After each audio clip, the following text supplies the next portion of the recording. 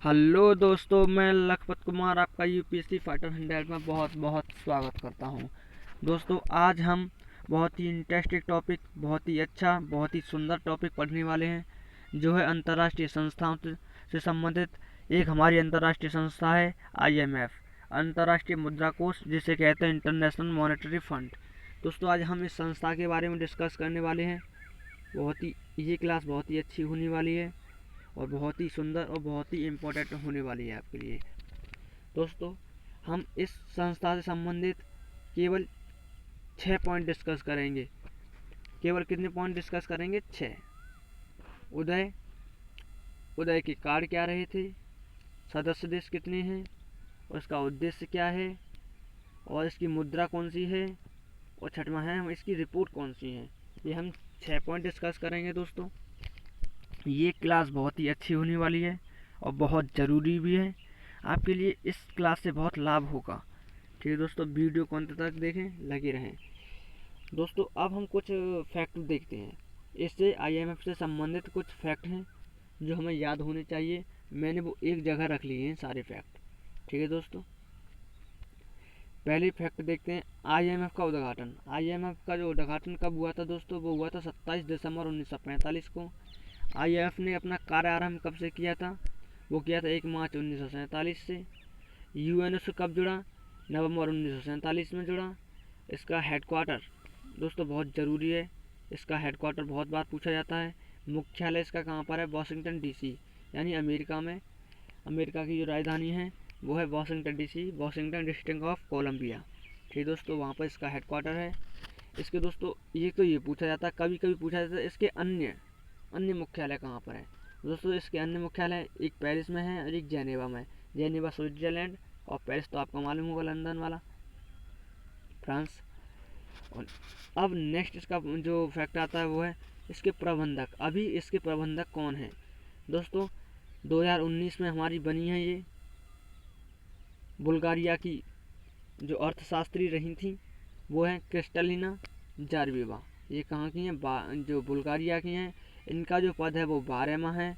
दोस्तों, इन्हें सिलेक्ट करने के लिए 24 सदस्यीय एक मंत्री के का जैसे कह सकते हैं 24 सदस्य एक समिति एक का जो गठन होता है, उन लोगों के द्वारा इस प्रबंधक को नियुक्त किया जाता है। वो वोटिंग करेंगे कि ये व्यक्ति प्रबंधक बनेगा या नहीं बनेगा।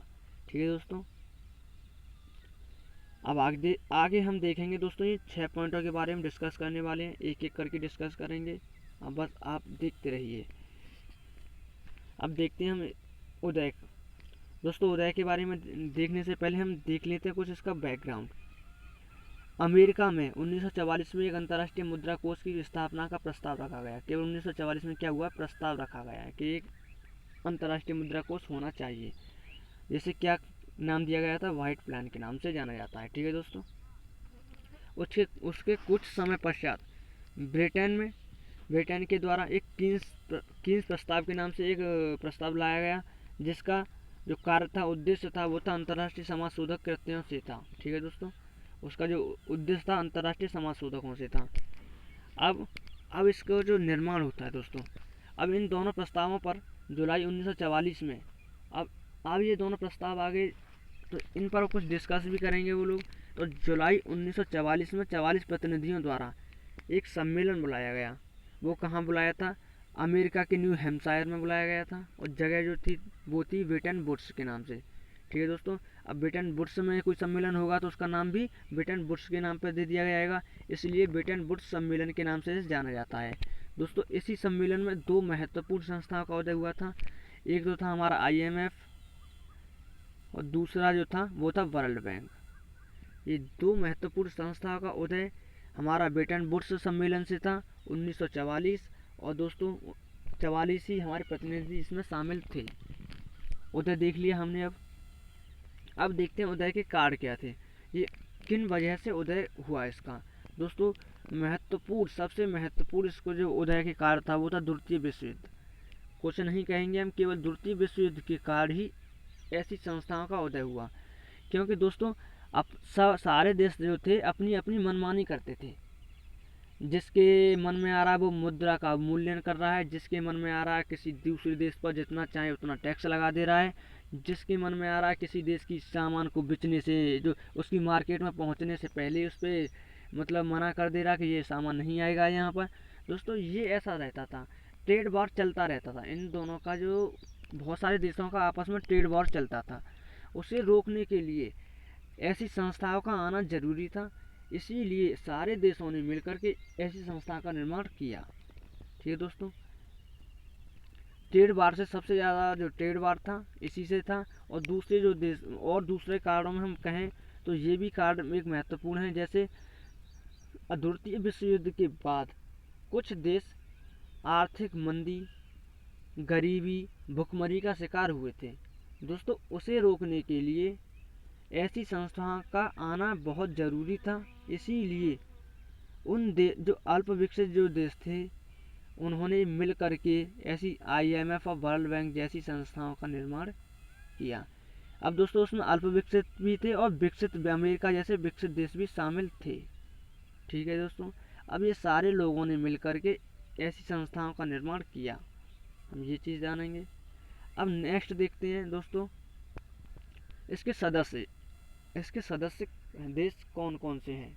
दोस्तों हमें ये तो बताएंगे नहीं कि कौन कौन से हैं, केवल ये चीज़ बताएंगे इसमें टोटल कंट्री कितनी है। दोस्तों 189 टोटल कंट्री हैं, और जो 189वां सदस्य जो रहा है वो है नौरू, जो कहाँ पर है, ऑस्ट्रेलिया के ऊपर तुमने देखा होगा छोटे छोटे द्वीपों में बटा हुआ है नौरू, 189वां सदस्य देश बना है। दोस्तों अब एक इम्पोर्टेंट पॉइंट है, वो है जो इसके संस्थापक जो 44 प्रतिनिधि रहे थे ना वहाँ पर हमारा भारत भी शामिल था। ठीक है, हमारा वहाँ पे भारत शामिल था। दोस्तों हमारे यहाँ के जो जैसे IMF और वर्ल्ड बैंक IMF में वहाँ पे जो सारे सदस्य होते हैं ना, बैठते हैं, वहाँ से प्रत्येक देश का एक गवर्नर जाता है, गवर्नर अध्यक्ष के रूप में, कार्यकारी अध्यक्ष के रूप में भेजा जाता है। ठीक है दोस्तों, हमारे भारत से भी अभी गए हैं, हमारे जो भारत से गए हैं उनका नाम क्या है, डॉक्टर राकेश मोहन। हमारे अभी देखा जाए तो हमारे भारत से डॉक्टर राकेश मोहन वहाँ पर प्रतिनिधित्व कर रहे हैं। ठीक है दोस्तों, कब किया था डॉक्टर राकेश मोहन ने प्रतिनिधित्व?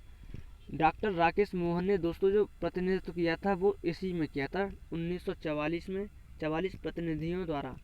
वो दोस्तों अभी नहीं है ये, सॉरी मैं ये जब पहले गलत बता गया तो मैं अभी नहीं हैं ये लोग, ये जो थे 1944 में थे, 44 प्रतिनिधि जब शामिल हुए थे दोस्तों, जब ये हमारी भारत की तरफ से गए थे उनका नाम था डॉक्टर राकेश मोहन। ये कार्यकारी अध्यक्ष के रूप में गए थे, RBI के गवर्नर। अब दोस्तों जो हमारे यहाँ से अब भेजे जाते हैं वो RBI के गवर्नर जो होते हैं, जैसे सुब्बा राव, ये ऐसे लोग होते हैं ना, वो लोग भेजे जाते हैं। ठीक है दोस्तों, नेक्स्ट अब देखते हैं उसके उद्देश्य, हमारी IMF के क्या उद्देश्य हैं, किस उद्देश्य से इस संस्था का उदय किया गया। अब इसके उद्देश्यों के बारे में चर्चा करते हैं दोस्तों। पहला हम उद्देश्य देखते हैं, अंतर्राष्ट्रीय व्यापार को संतुलित करना। दोस्तों वही तो है, क्योंकि अंतर्राष्ट्रीय व्यापार है, इंटरनेशनल जो हमारा व्यापार होगा उसको संतुलित करने का मतलब दोस्तों यहाँ पर हो गया, कुछ देश ऐसे होते हैं जो दूसरे देश से सामान, जैसे हमारे यहाँ पर चाइना का कोई सामान आया, हम उस पर सब्सिडी देना बंद कर देते हैं तो उसकी कीमतें बढ़ जाती हैं। कीमतें बढ़ जाएंगी तो भारत की जनता उसे, या किसी भी देश का एग्जाम्पल आप ले लीजिए, वो जो सामान है कम खरीदेंगे। अब कम खरीदेंगे तो उस कहीं फ़र्क पड़े ना पड़े, लेकिन जहाँ से दूसरे देश से सामान आ रहा है उस देश पर ज़रूर पड़ जाएगा, क्यों उसका जो सामान है इस देश में बिकेगा ही नहीं। दोस्तों इस प्रकार ही कि कोई देश अब किसी दूसरे देश पर ज़्यादा सब्सिडी ना दे और ज़्यादा से टैक्स ना लगाए। दोस्तों इसे ट्रेड व्यापार को संतुलित करने के लिए इस संस्था का निर्माण किया गया। ठीक है दोस्तों, अब नेक्स्ट पॉइंट देखते हैं, अंतर्राष्ट्रीय मौद्रिक सहयोग को स्थापित करना। दोस्तों इंटरनेशनल मौद्रिक सहयोग जो होता है, मुद्राओं का जो प्रचलन होता है, ठीक है, उसे स्थापित करना और इसे स्थिर करना है। ठीक है दोस्तों, उसे रोकना भी है, उसे स्थिर स्थापित करना और उसे स्थिर भी करना है। मतलब कोई मौद्रिक सहयोग, कोई ज़्यादा सब्सिडी ना दे और कोई ज़्यादा टैक्स ना लगाए, ये भी देखना है। नेक्स्ट पॉइंट क्या आता है दोस्तों? नेक्स्ट पॉइंट आता है विनिमय दरों को स्थापित करना। जो हमारी विनिमय दर जो है उनको स्थापित करना और स्थिर करना। दोस्तों ये यहाँ पर भी स्थिर होगा। विनिमय दर जो होती हैं हमारी आपस में चेंज वाली होती हैं, विनिमय हमारी दर होती हैं, उनको स्थिर करना है। ठीक है दोस्तों। नेक्स्ट पॉइंट हमारा आता है वो प्रतिकूल भुगतान संतुलन को संतुलित करना। प्रतिकूल भुगतान संतुलन को संतुलित करना भी इसका एक महत्वपूर्ण उद्देश्य है। प्रतिकूल भुगतान कैसे होता है दोस्तों? प्रतिकूल भुगतान जैसे हम कह सकते हैं कि एक देश से सामान, अगर हम अमेरिका और भारत का देखा जाए तो अमेरिका, जैसे हम चाइना और भारत का देखते हैं, चाइना और भारत का, तो चाइना से हमारे यहाँ पर सामान बहुत ज़्यादा रुपयों का भेजा जाता है, लेकिन हमारे यहाँ से यहाँ पर कम भेजा जाता है, यहाँ पर कम पहुँचता है। दोस्तों आगे जाकर कभी ना कभी ट्रेड वॉर हो सकता है, क्योंकि ये चाइना, मतलब अगर हम इसकी जो ज़्यादा सामान आ रहा है, हम इसमें अगर टैक्स ज़्यादा बढ़ा देते हैं तो ये कहेगा कि तुमने हमारे माल पर टैक्स ज़्यादा बढ़ा दिया, हमारा जो माल है वो महंगा होने लग गया है तुम्हारी मार्केट में, तो दोस्तों इसका सामान कम बिकेगा, तो ये हमारे सामान पे भी लगा देगा यहाँ पर टैक्स।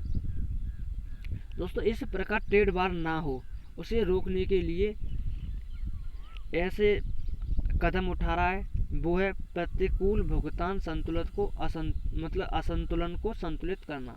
ठीक है दोस्तों।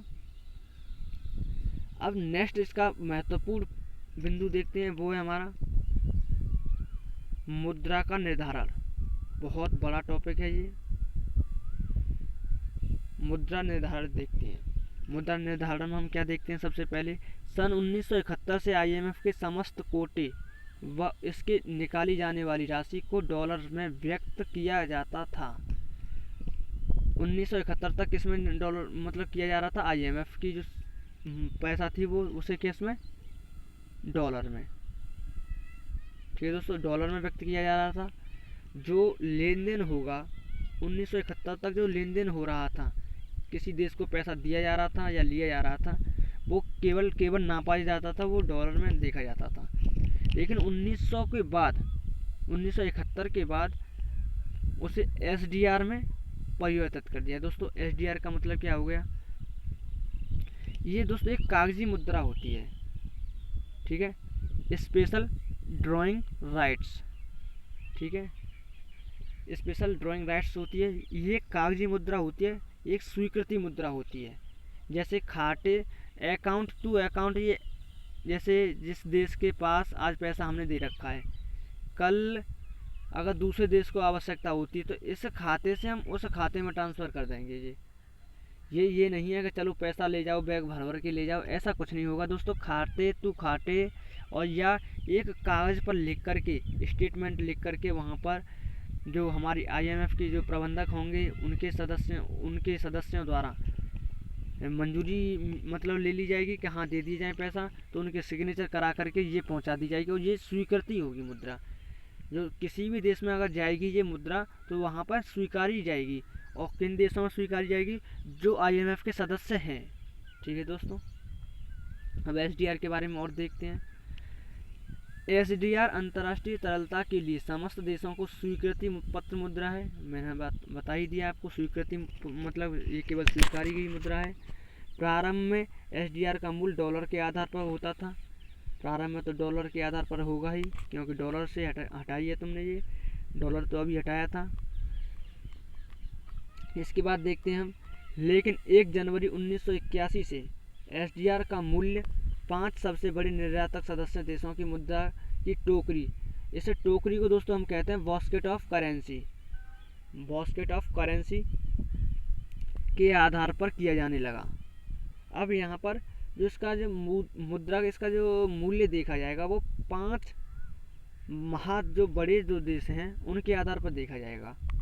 पहला देश है अमेरिका, अमेरिका का डॉलर के आधार पर देखा जाएगा। ब्रिटेन के पाउंड स्टर्लिंग के आधार पर देखा जाएगा, और जर्मनी के मार्क के आधार पर देखा जाएगा, फ्रांस के फ्रैंक के आधार पर, और जापान के येन, जापान का जो येन है उसके आधार पर देखा जाएगा। दोस्तों एसडीआर को इंग्लिश में स्पेशल ड्राइंग राइट्स के नाम से जानते हैं, और हिंदी में विशेष आहरण अधिकार के नाम से जानते हैं। ठीक है दोस्तों, इसका नाम कभी पूछा जा सकता है। आगे देखते हैं हम, आगे क्या है। किंतु 1 जनवरी 1999 से यूरोप की मुद्रा है दोस्तों के प्रचलन में आ जाने के बाद आईएमएफ ने एसडीआर का मूल्यांकन 4 बड़ी मुद्राओं के आधार पर बनाया। दोस्तों सबसे पहले 5 में था, अब उसे 4 में कैसे? यूएसए का डॉलर, ब्रिटेन का पाउंड स्टर्लिंग, यूरोप का यूरो, और जापान का येन। अब दोस्तों किस किस का कितना मतलब परसेंट योगदान है उसमें, जो एसडीआर को निर्माण में कितना मतलब उसका कितना परसेंट योगदान है वो देखते हैं। अमेरिका का सबसे ज़्यादा है, वो 44%, और ब्रिटेन का 11% है, 11% ही जापान का है, और यूरोप का है 34% ठीक है दोस्तों। आप ये मत समझ लेना कि इसमें मतलब अभी भारत को ऐड नहीं हो, ये केवल मुद्रा निर्माण में है। ठीक है दोस्तों, हम जो आगे जाके भारत का देखेंगे तो वो भारत का जब हम उसका कोटे के रूप में देखते हैं, उसका जो राजकोषीय जो उसका कोष है ना, जब उसका निर्माण करेंगे, आईएमएफ तो बन गई, अब उसका कोष का भी निर्माण करते हैं, तो कोई कोष का निर्माण करेंगे जब हम अपने भारत का देखेंगे वहाँ पर। अब दोस्तों नेक्स्ट पॉइंट है, अब यहाँ तक तो 4 कंट्रियों का था। आगे जाके 1 अक्टूबर 2016 से आईएमएफ ने एसडीआर का निर्धारण चीन की मुद्रा रेनमिनबी को भी शामिल कर लिया। अब यहाँ पर दोस्तों अभी देखा जाए तो 5वीं भी है। 5वीं कौन है? चीन की रेनमिनबी। ठीक है दोस्तों, रेनमिनबी भी चीन की इसमें शामिल है। अब पूछा जाए कि भारतीय जो एसडीआर का निर्धारण कितनी देशों की मुद्राओं द्वारा किया जाता है दोस्तों, उसका अब वहाँ पर सीधा तुम्हें 5 लगा देना है। ठीक है, अभी 5 हैं, मैंने तुम्हें बता ही दिया, शुरुआत में भी 5 ही थे। अब इसकी दोस्तों रिपोर्ट देखते हैं, ये रिपोर्ट कौन सी जारी, 6वां पॉइंट है, लास्ट पॉइंट था हमारा दोस्तों ये।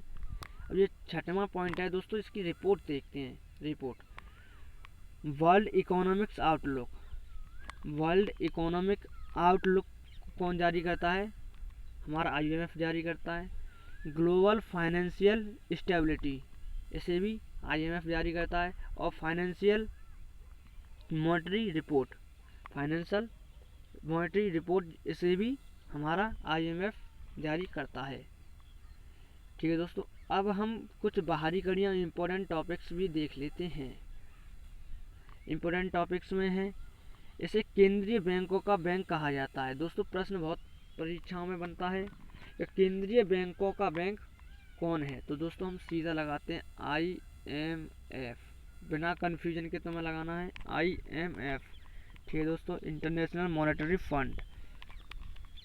इसके बाद देखते हैं, इसके उद्घाटन में 29 देशों के प्रतिनिधियों ने हस्ताक्षर किए थे।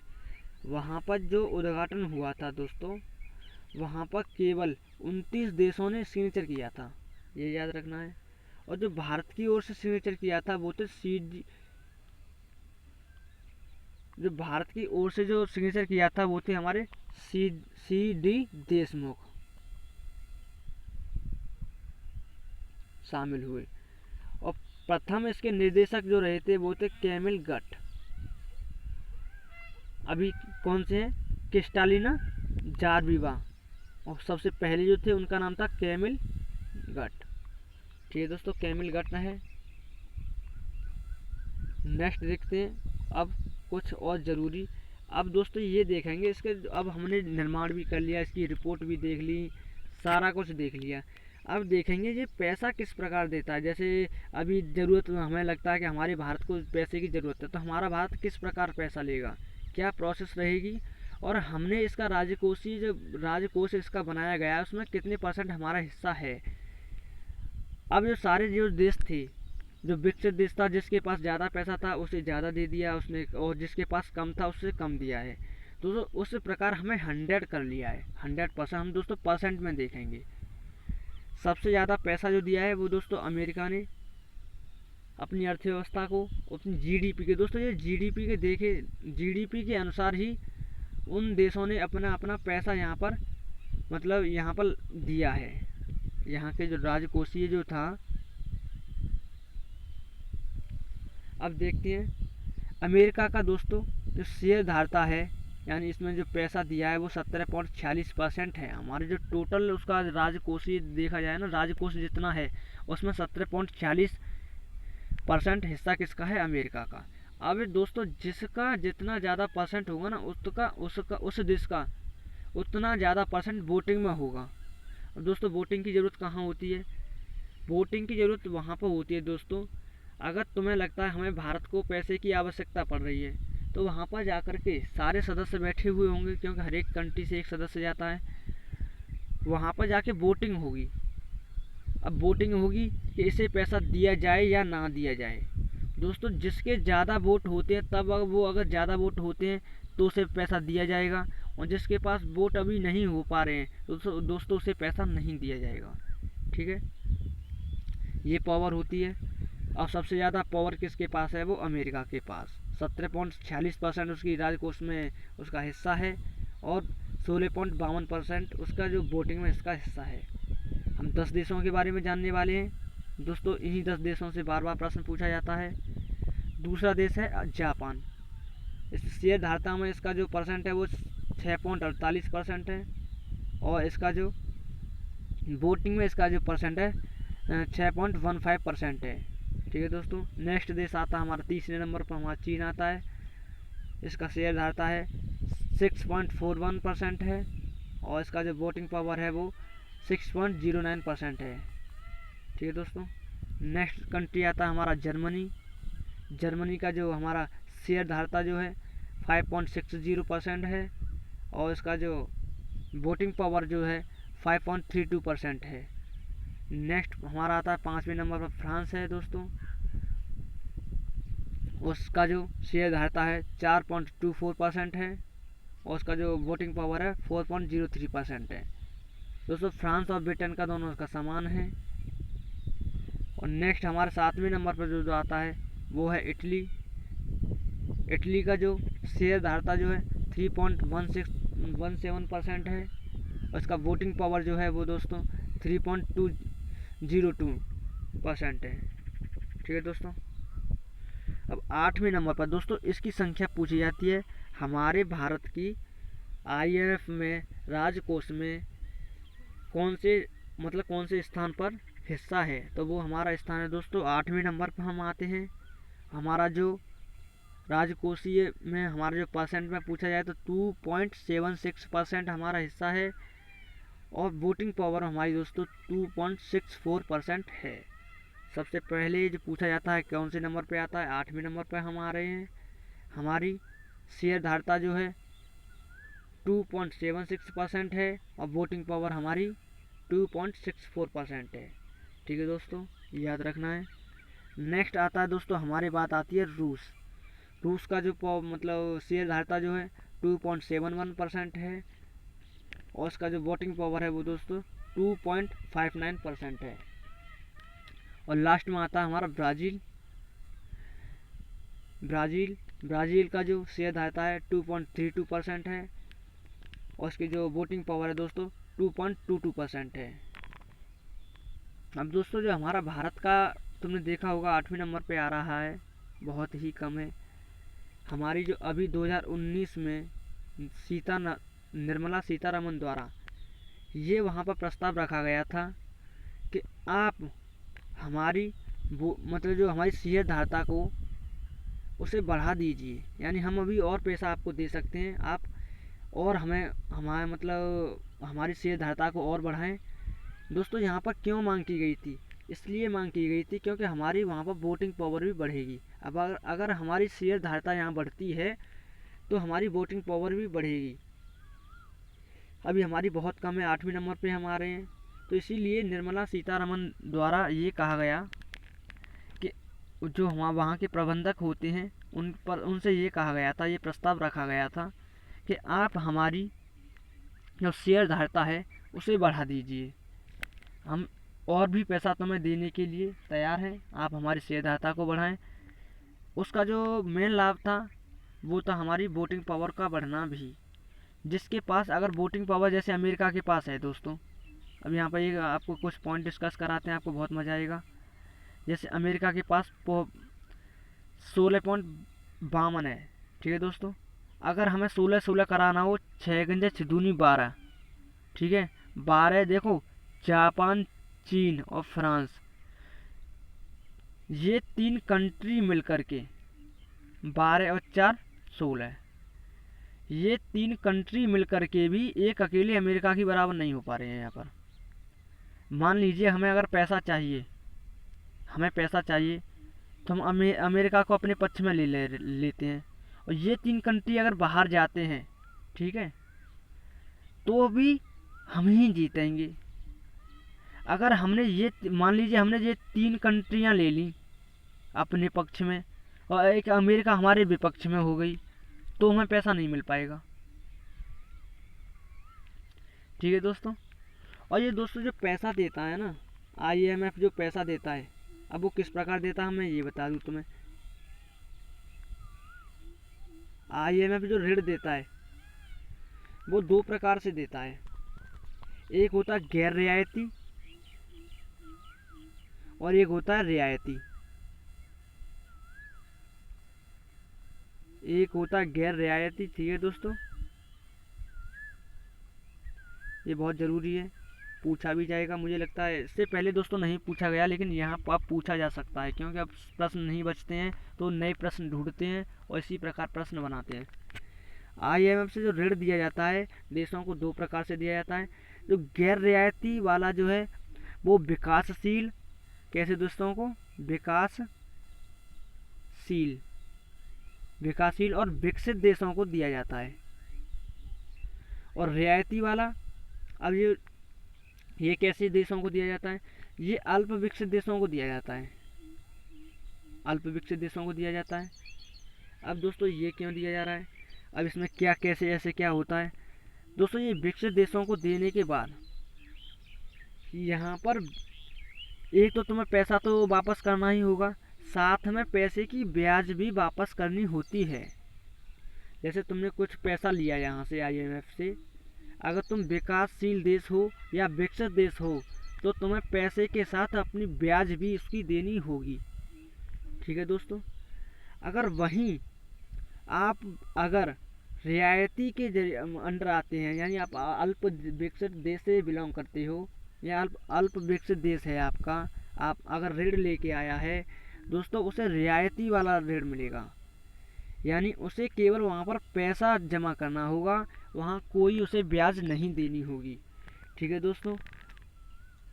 ये इस प्रकार से 2 ऋण दिए जाते हैं, आप याद रखना है दोस्तों।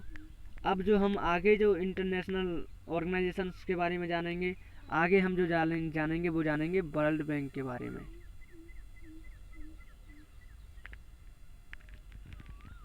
वर्ल्ड बैंक के बारे में दोस्तों हम आगे पढ़ने वाले हैं, बहुत मज़ा आएगा दोस्तों।